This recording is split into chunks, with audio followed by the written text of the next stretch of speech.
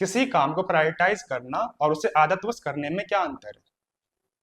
Every priority is a habit, there is no difference. No habit will come and say I am a habit. Every habit will say I am a priority. Everything we call a priority is a damn habit. Prioritisation जैसा कुछ नहीं होता है, सम्यकता होती है. Priority में choices होता है, सम्यकता में चॉइस नहीं होता है. सम्यकता मतलब जो उचित है करना है, वहां पे कोई चॉइस नहीं है. प्रायोरिटी में चॉइस है, वहां पे एक्स वाई से इंपॉर्टेंट है, वहां पे दो चॉइस है. सम्यकता में चॉइस है ही नहीं, वहां सिर्फ एक्स है, वाई का कोई जगह ही नहीं. जो उचित है, जो सही है, अगर स्पष्ट हो गई है बात तो करना है.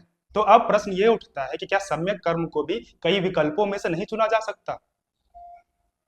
क्या हम ये नहीं चुन सकते कि उसमें क्या सही है क्या गलत है? क्या हम इसमें से नहीं छांट सकते? क्या यहाँ पे हमारे पास विकल्प नहीं होता है? अगर हम अभी भी बात कर रहे हैं छांटने की, मतलब दूसरा चॉइस आपके ऊपर भारी पड़ रहा है. अभी भी आपके पास चॉइस है, अभी भी बात आपको स्पष्ट हुई नहीं.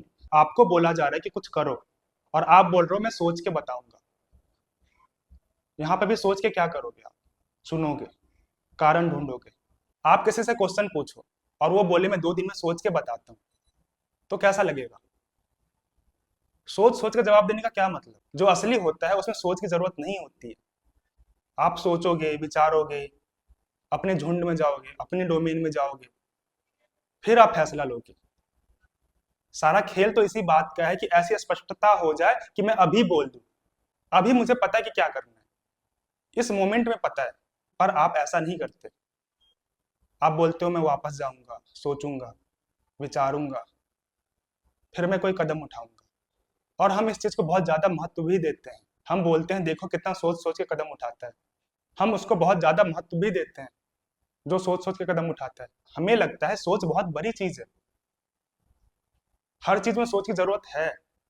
हर मोमेंट में, हर परिस्थिति में जो उचित होता है उस मोमेंट में वो करना होता है. अगर सामने में घाव है तो घाव को ठीक करना है.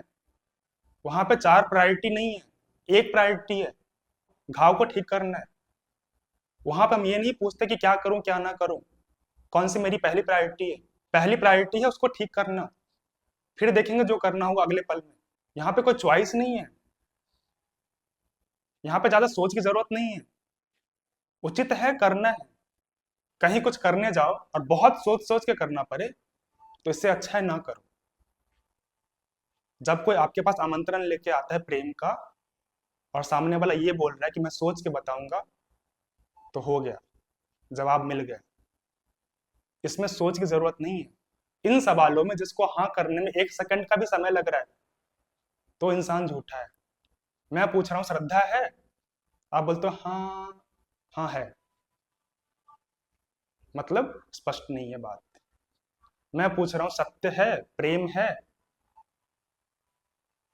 आप बोलते हो हाँ है.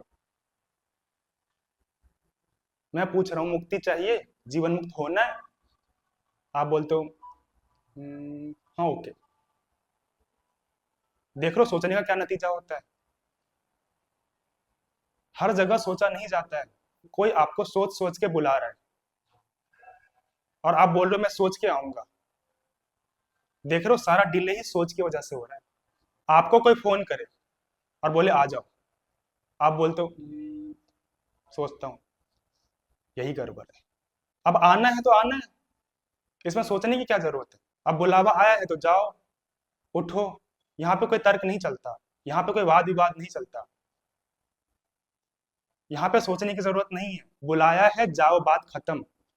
यहाँ पे आपको चिंतन करने की जरूरत नहीं है. यहाँ पे आपको बुद्धि लगाने की जरूरत नहीं है.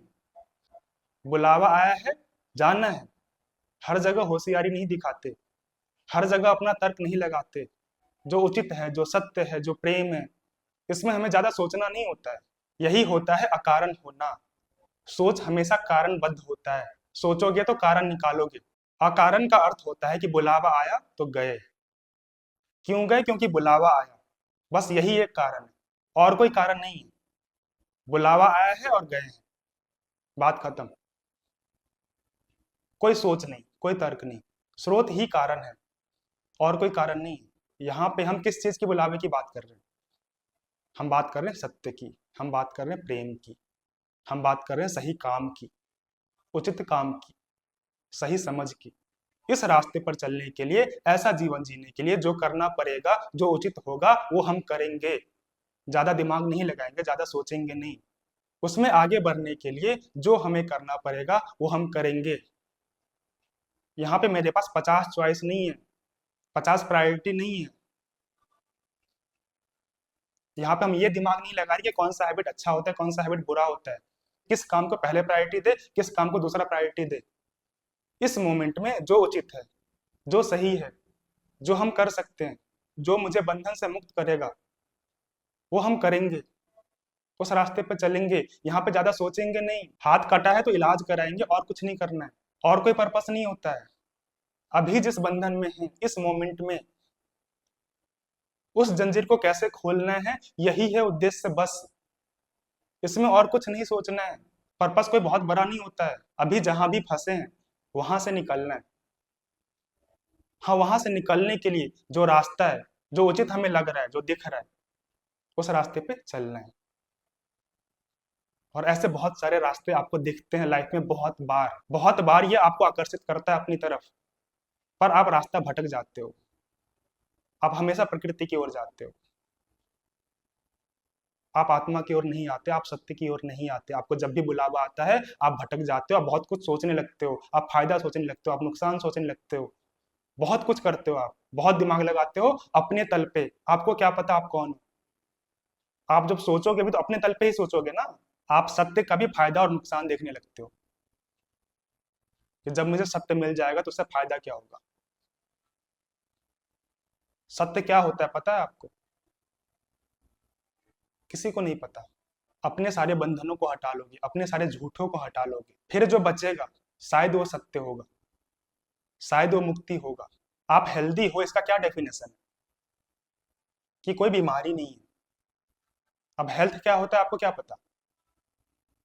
आप बस अनुभव करते हो ना कि कोई बीमारी नहीं है, इसी को शायद हेल्दी होना बोलते होंगे। तो हेल्दी होने के लिए सारी बीमारियों को हटाना पड़ता है। तो ऐसे ही मुक्ति पाने के लिए, सत्य पाने के लिए, सही जीवन जीने के लिए अपने बंधनों को हटाना पड़ता है, अपने झूठों को हटाना पड़ता है। फिर जो मिलेगा, फिर जो स्थिति होगी शायद वो सत्य होगा। और उस रास्ते पर चलने के लिए जो भी उचित है, जो भी सही है, उसी को प्रायोरिटाइज करना है।